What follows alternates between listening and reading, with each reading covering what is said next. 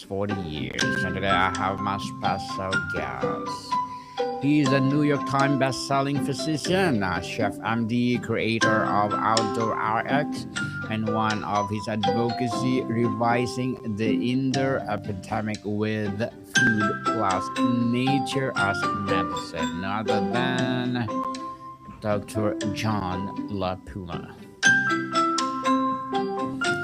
Welcome, Dr. John, on Book 101 Review. And can you please introduce more about yourself that I miss? Thanks, Daniel. It's great to be with you. I'm an admirer of your podcast. Like many of the authors that appear, this book is about storytelling and transformation and current culture. As you mentioned, I'm a physician. I practice medicine and a board certified internist in Santa Barbara, California. I'm also trained as a chef, and I run a regenerative organic farm here. So I'm put those experiences together to write about what I think is a crisis we're all living through without realizing it. It's kind of a slow leak in a tire. And like many of the titles you've explored, I blend some personal stories, a lot of hard science. I read 2,200 studies to produce this book. And it's also a call to reclaim something we've lost. Mhm. And thank you so much for sharing your knowledge and wisdom to the world, Dr. John. Thank you for sharing to us. Your book central statistic that we spend 90% of our lives indoors is staggering. What was the most surprising or concerning data point you discovered about physical and cognitive costs of this modern confinement? That's exactly the right terminology, Daniel. It is a modern confinement. 86% in homes or buildings and 7% in vehicles adds up to 93% inside on average we spend, and just 7% outside, which is less than 12 hours a week. But if we repurpose just 2 of those hours in a week with specific, intentional, targeted action and experience outside, we can regain up to 6 years of biologic age and not lose that time and help to prevent and even treat some chronic disease. I think that's the most surprising finding, that being engaged in nature in specific intentional ways rather than incidental ways, like you're in the parking lot or you're walking down the street or you're picking up the mail or something like that. But if we're specific and intentional about the time we spend outside, we can change both our sleep patterns, our metabolism, our mental health, our risk for heart disease and diabetes. The list just goes on and on. It's remarkable. Dr. John, you frame this as an epidemic. Beyond just a lifestyle trend, what are the underlying societal, technological, or architectural forces that we have engineered this indoor dominant existence? Well, I think it's been a trend really with technology, Daniel. And we've always had technology, but we haven't always spent so much time inside. And of course, it's become accelerated in the last, I'd say, 7 or 8 years, especially with the advent of COVID, which it seemed like the most safe place was inside, that outside was scary. A lot of kids got Chromebooks during COVID, and that made it even safer to stay inside because you had a digital companion. But what we've learned over the last few years is that that confinement has created, as I've said, kind of a slow leak in a tire where you feel a little tired, you eat a little more, you don't socialize very well, you begin to have to take medication for problems that you thought you wouldn't get until you were much older, high blood pressure or sleep problems or anxiety and depression. And it turns out that many of those kinds of problems have accelerated recently, as you know, especially with mental health issues, especially in young people, um, as well as burnout in professionals of almost all ages, but particularly middle ages. And these kinds of issues are related to physical issues, diabetes and arthritis and heart disease, because we have become more sedentary.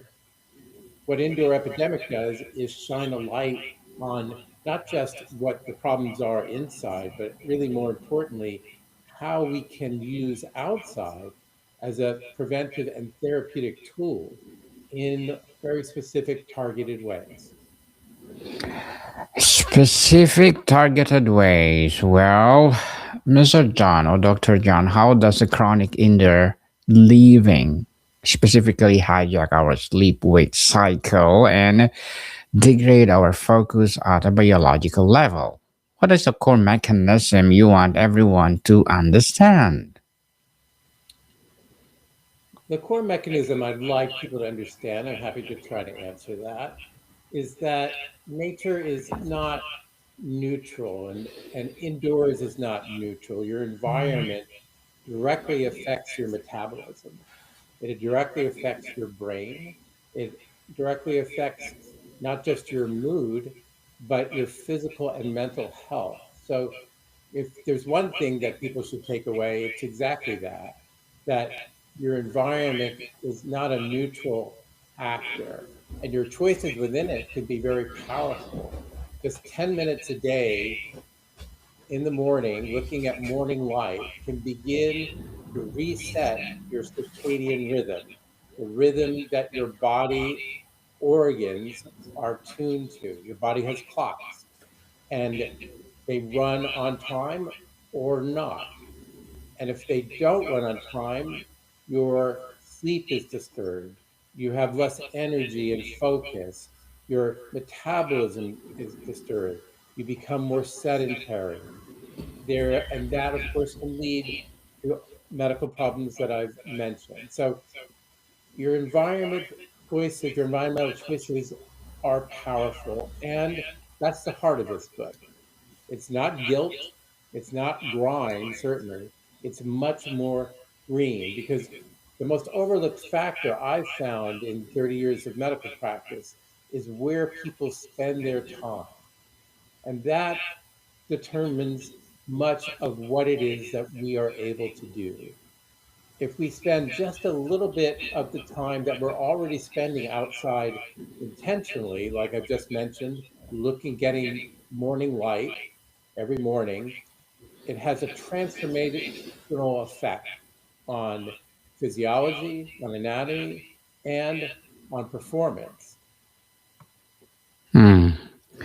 Interesting. Dr. John, the subtitle suggests steals years. Are you referring primarily to the impact on lifespan, health span, or a profound feeling that time is passing without vitality? Wonderful question. I'm referring to the fact that 80% of heart disease is actually preventable, that 50% of depression and anxiety is actually preventable, that 40% of cancers are environmentally related and likely preventable. And when you take those data and combine them with the data that show that people who live near green areas, like you do in British Columbia and like I do here in California, who have telomeres, which are the ends of genes that are frayed or not and can give an indication of longevity, that are more intact than people who live just in cities away from green areas and don't go to the park down the street or don't go to the park just slightly out of town. Those people who live closest to green areas have the greatest longevity. And that's combined with the fact that so many of our diseases are preventable, adds to the idea that you can actually lengthen health span. And health span, as you know, is the time that you're alive, that you're healthy. In our country, in the United States, about there's about 10 years of difference between health span and lifespan.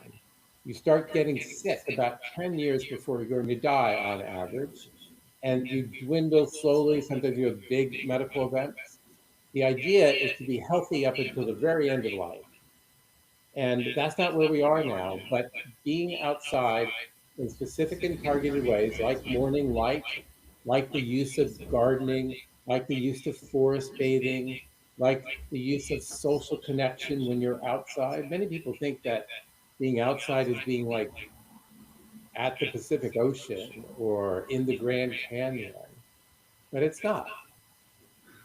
Being outside and having a nature connection is like having a window box or a house plant on your table.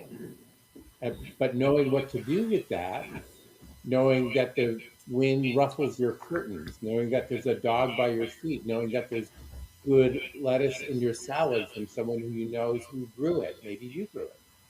Having a nature connection that is targeted can start very small, and it needs to, because most of us do live in cities. We have to access nature very intentionally, but when we do, it has a life-changing effect.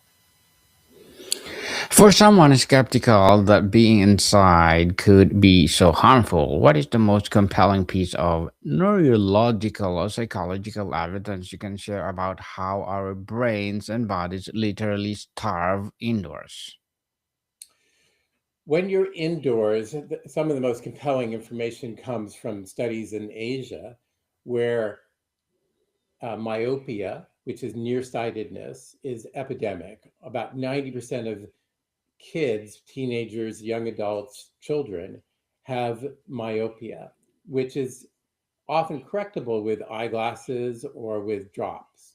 But about 5% of myopia turns into high myopia, which by your 30s or 40s causes severe eye damage and can even result in blindness. And that's often driven by, we believe, device proximity. So that when you have a device and you're looking at it like this, your eyes change shape so that you're focused on your device and not at the horizon or far away. It's been shown in studies of kids who were asked to allowed to go out and play for 2 hours a day with their parents. And this is actually now a public health campaign in Singapore and in other parts of East Asia, that myopia stalls, it stops its progression, and in some cases even has reversed when kids get off their devices that are like this, which are changing their the scope of their eye, the shape of their eye, and look out at the horizon and have free play. That that change is physical. It's also neurological, and it reduces the rate of high myopia. And that works, by the way, in adults as well. And the brain takes the environment, whether it's air or water or visual sight, as information. And one easy way for us to do this during the workday is to get rid of the tension and headaches that build up by constant screen work by having a 1 minute horizon reset where you can go out, get up from your desks, and look out a window. You don't have to be in a screen or physically outside, and look at the furthest place you can see for a minute. You might only be able to see a brick wall. So then you're going to have to go out maybe to a balcony or to a door or to an open window and look up or look out. And what that does is basically physical therapy for your eyes. It relaxes the ciliary muscles, muscles that are around each eye, so that you're now looking at a distance, just like those kids do when they're out with free play. And that relaxation of those ciliary muscles reduces the tension in your temples and reduces headache, which is common in offices. Like cognitive dysfunction is common in offices, often because our CO2 levels or carbon dioxide levels can be very high in modern offices that slow cognitive thinking up to 15%. And when you get to 1,000 parts per million of carbon dioxide, and some offices have carbon dioxide meters to check the carbon dioxide level so it doesn't get too high, you can actually change the performance of employees and workers with that simple intervention, looking at carbon dioxide levels and minimizing them, sometimes as easily as opening a window. Dr. John, let's talk about your 7% outdoor core mechanism. The 7% outdoor is a specific prescription. What does that percentage represent? Is it a daily minimum, a weekly goal, or what does the type of outdoor activity or environment matter most? The 7% solution is simply the other end of 93. We spend 93% of our time indoors. We spend 7% outdoors. That's almost 12 hours a week. And the good news is that you don't need all 12 hours that you're already spending outdoors to make a difference in your health. You don't need all 12 hours um, to fix your environment, for example. You can do it with a minimum of 2 hours, but that's the threshold. It tops out actually at 5 hours. So if you spend 2 to 5 hours, part of that 7% solution in intentional, specific ways, you can, and there are hundreds of examples of how to do this in the book. There, you can have those ways change your metabolism, improve sleep dramatically, improve the way that you walk through the world with energy and focus, and reduce cellular inflammation and improve longevity at the same time. Many people think that confinement actually, as we experience it now, fuels chronic inflammation along with other exacerbating factors. And that's been shown in some laboratory studies.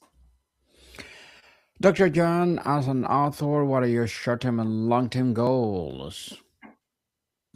I beg your pardon? As a New York Times best-selling author, what are your short-term and long-term goals?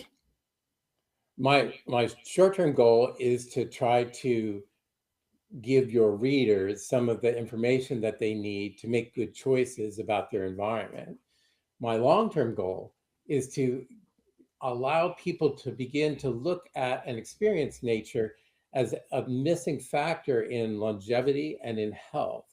You know, we know about nutrition, we know about fitness, we know about stress management, we know about sleep, we know kind of about community, but we don't know that our environment, and specifically how much time we're spending indoors, can tell us about how our body's health, how it can improve our health span. I want America to be able to, and frankly, outside America, I gave a talk in Brussels last year about this, and people understood it right away. And I think Western Europe, in many ways, is ahead of the United States in understanding the importance of outdoor engagement as a factor to create better health. I want people to understand their environment as right now driving burnout, driving obesity, driving depression, and hear that there is a larger story that medicine was missing that they can get ahead of, that our indoor life disrupts circadian rhythm, it disrupts metabolism and our nervous system and creates slow cumulative harm. But if you get reconnection with small, repeatable outdoor doses of nature and nature engagement, if you get microdoses, not lifestyle overhauls, if you take away from things that you're already doing, a few fewer screens, and get more sky and more sea, more specifically, then you can change your own health using a factor that medicine, I believe, has not given enough credibility to: outdoor engagement. In fact, there was a study published in the British Medical Journal just this week showing that walking gave you a 19% overall mortality advantage over not walking. And it was the most powerful exercise for longevity. And the most powerful exercise for respiratory health was digging outside in your garden. Gardening can be an intervention for preventing the decline that comes with age. But here it needs to be heavy gardening, digging and chopping. But it was singularly the most important, the most significant preventive tool for death due to respiratory diseases. And I ought to be on every doctor's prescription tab.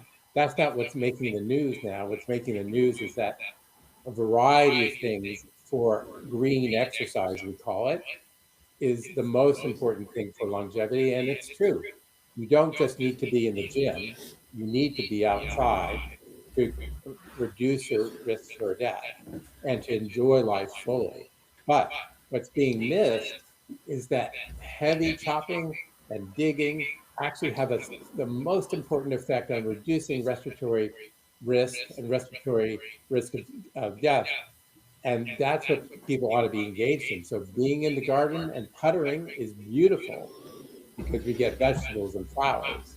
But doing real work in the garden actually helps to improve your health span. And that's what we're after. Well, good luck to you goals, Mr. or Dr. John, and looking forward for more success. And before we wrap up our discussion for today, I'm inviting you to please do listen to my other podcast, people.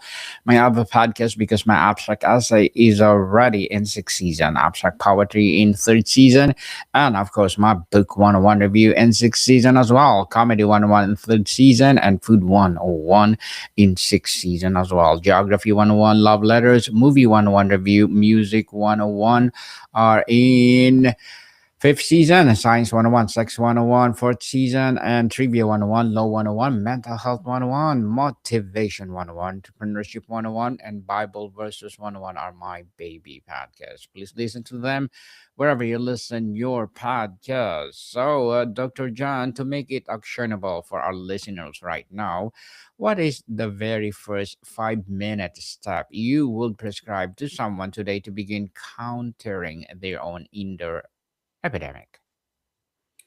At the very first 5 minutes I've mentioned, we want to get out early in the morning within 60 minutes of waking and experience 10 to 15 minutes of morning sun, even on a cloudy day. Because on a cloudy day, the amount of intensity of light is between 1,000 and 2,500 or 3,000 lux. That's how we measure intensity of light. And that light's important for resetting the circadian rhythm in your brain. That's the rhythm by which all of your organ processes work, how your metabolism works, how your sleep works, how inside of you works. And if you do that, you will begin to make melatonin at night. Melatonin, you know, is a sleep hormone. It's a powerful hormone and you need it, but you don't make it as efficiently or as well, and you don't get the big cortisol activation response, which is the helps your coffee make work better in the morning, unless you get that 10 minutes of morning light within 60 minutes of waking or so. So even on a cloudy day, outside is 5 or even 10 times brighter than inside, where we normally have about 300 lux, maybe 200 lux. It seems bright, but because of the quality of light outside is actually brighter and better for your brain. And that's what you need to do just within the first 10 or 15 minutes of your day, within 60 or 90 minutes of waking, excuse me, for 10 to 15 minutes to give yourself a biological advantage of having a big wake up, helping your coffee work better, and a good wind down, sleep at night. If you can, look at the dusk when the sun sets, both because it allows your eye to go out to the horizon and it tells your brain and body to get ready to sleep that night. And avoid within 60 to 90 minutes really bright lights, blue artificial lights, white lights. Why? Because it delays melatonin. It delays the onset of sleep for you and doesn't allow you to get what's coming within the first 90 minutes of sleep, first 120 minutes of sleep, first 2 cycles of sleep. And that's called deep sleep. And deep sleep, which you get during the first 2 cycles of sleep, is when your brain cleans itself, which is amazing. This is called the glymphatic system. And it was only discovered in about 2014, where the brain shrinks to less than half of its size and circulates fluid to take out all the proteins and problems that have occurred during the day metabolically. And some of the proteins are tau proteins and beta amyloid, which have been traced to dementia, particularly Alzheimer's dementia. So you want your brain to clean itself, and you won't do that well unless you get that morning light to give you that big activation response and set the table for good sleep that night without bright artificial light within 60 minutes of going to sleep. So that's a full panel of light information that is not just woo, it's science and biology, but it can actually help your body resync with the Earth's rhythm and give you better medical outcomes. It's amazing. Amazing indeed. And thank you so much for sharing your knowledge and wisdom to the world, Dr. John. Thank you, thank you, thank you. Would you be my guest on Food 101 and let's talk about nutrition itself? And let's promote your book over there or books. Okay, Dr. John. Thank you so much for the invitation. People can come to our website for early access to the book. Definitely. Yes. So, again, thank you so much for being part of it. Can you please invite again our listeners to support all your books? Yes, come to our website for early priority access to the book. It comes out March 17th. It's at drjohnlapuma.com or indoorepidemic.com. And the book, of course, is called Indoor Epidemic.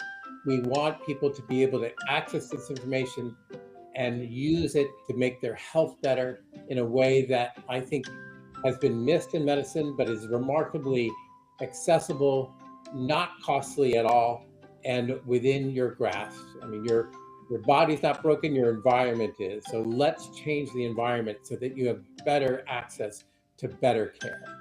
Yes, people, let's support Dr. John La Puma because if you support him, for sure, more and more empowering books like this will rise.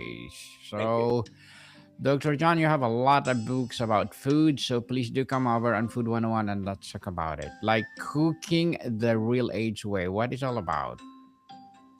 Cooking the Real Age Way is about recipes that help to make your biologic age younger. I've been interested in longevity for many years, and I wrote that book with my friend and colleague Michael Roizen, who's the founding wellness director and executive chairman at the Cleveland Clinic Wellness Center and the founder of Real Age, which helps to measure your biologic age, your body as you've chosen to take care of it, versus your birthday age, which we all know and sometimes want to despise.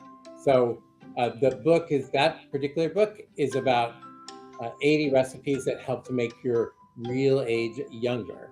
And Mm. it's a lot of fun to write. And there is some beginning gardening advice there as well as a little bit of culinary medicine, which helps to blend the art of cooking with the science of medicine to create restaurant quality meals that prevent and treat disease, which I wrote about later in the Chef MD book in 2008.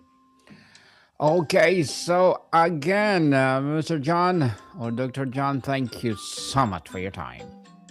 Thank you. It's a pleasure, Daniel. Welcome, people. See you soon.